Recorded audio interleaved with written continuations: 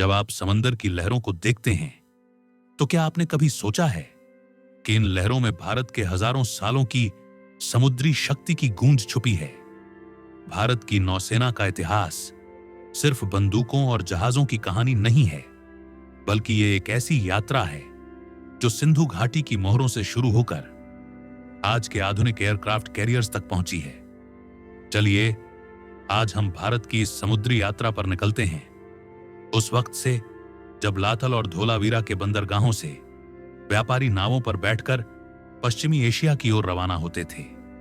सिंधु घाटी सभ्यता की खुदाई में जो समुद्री जहाजों की मोहरें मिली हैं, वो इस बात का सबूत है कि लगभग 3000 ईसा पूर्व भारत एक समुद्री राष्ट्र था। लोथल के डॉकयार्ड और समुद्री मार्ग ओमान, बहरीन और मेसोपोटामिया तक जाते थे। वहां से आगे बढ़ते हैं मौर्य काल की ओर, जब सम्राट चंद्रगुप्त मौर्य और उनके पोते सम्राट अशोक ने व्यापारिक मार्गों को मजबूती दी और एक संगठित जलसेना की नींव रखी। कौटिल्य के अर्थशास्त्र में नौपतिक नामक अधिकारी का उल्लेख मिलता है, जो समुद्री व्यापार और सुरक्षा की देखरेख करता था।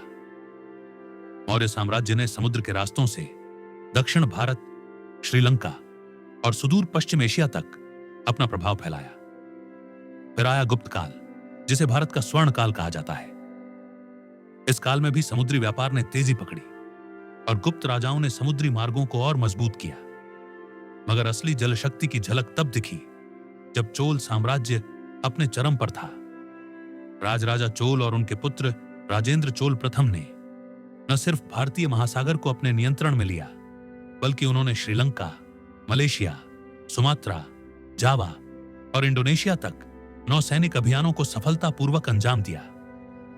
चोलों की नौसेना ने यह सिद्ध कर दिया कि भारत केवल एक स्थलीय राष्ट्र नहीं, बल्कि एक समुद्री शक्ति भी है।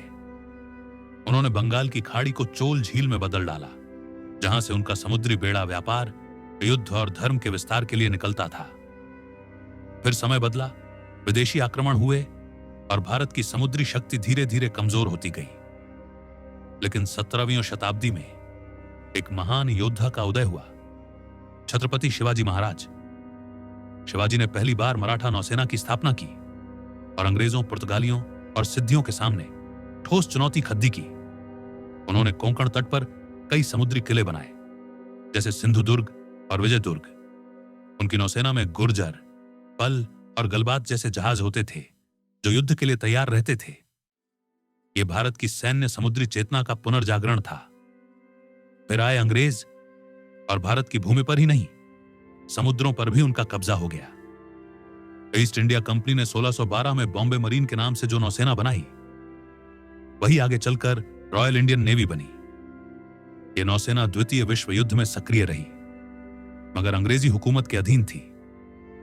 1946 में रॉयल इंडियन नेवी म्यूटिनी हुई, जब भारतीय नौसैनिकों ने अंग्रेजों के खिलाफ बगावत कर दी।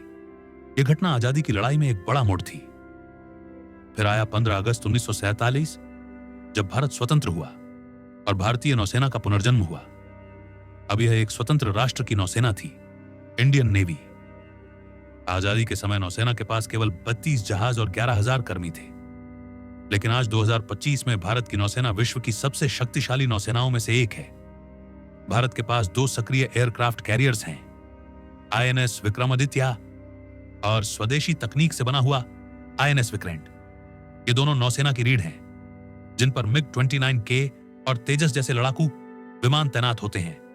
भारत के पास अब 150 से ज्यादा जहाज, 200 प्लस एयरक्राफ्ट और अत्याधुनिक पनडुब्बियां हैं, जिनमें से INS अरिहंत एक परमाणु शक्ति से लैस सबमरीन है। भारत की नौसेना में कोलकाता क्लास और विशाखापत्तनम क्लास जैसे विध्वंसक डिस्ट्रॉयर्स, शिवालिक क्लास फ्रिगेट्स और स्कॉर्पिनी क्लास पनडुब्बियां शामिल हैं। नौसेना की सामरिक उपस्थिति अंडमान निकोबार से लेकर अरब सागर और बंगाल की खाड़ी तक है। भारत का मिशन सागर, इंडो पैसिफिक रणनीति और मोतियों की माला को संतुलित करने की रणनीति चीन की विस्तारवादी नीति को काउंटर करती है। अब बात करते हैं रैंकिंग की। ग्लोबल फायर पावर इंडेक्स 2025 के अनुसार इंडियन नेवी दुनिया की चौथी सबसे ताकतवर नौसेना बन चुकी है। पहले नंबर पर USA, फिर रूस, फिर चीन और फिर भारत। हमारे पास दुनिया का 7वां सबसे बड़ा रक्षा बजट है और इंडियन ओशन रीजन में भारत की जल सेना को सबसे बड़ी क्षेत्रीय शक्ति माना जाता है। भारत के पास आज सगर प्रहारी बाल, SPB, Marcos marine commandos, UAV surveillance, Netra surveillance systems और डीजीपीएस आधारित नेविगेशन सिस्टम है। भारतीय नौसेना न केवल युद्ध के लिए बल्कि आपदा राहत, मानव सहायता और समुद्री डकैती के खिलाफ भी अहम भूमिका निभा रही है। 2004 की सुनामी से लेकर यमन में ऑपरेशन राहत तक भारतीय नौसेना ने कई बार जान बचाई है। आज भारतीय नौसेना सिर्फ एक फौज नहीं बल्कि आत्मनिर्भर भारत की मिसाल है। मेक इन इंडिया के तहत भारत अब खुद युद्धपोत, पनडुब्बी और ड्रोन बना रहा है और यह सफर अभी रुका नहीं है। 2030 तक भारतीय नौसेना में तीसरा एयरक्राफ्ट कैरियर और कई न्यूक्लियर सबमरीन शामिल होने की योजना है।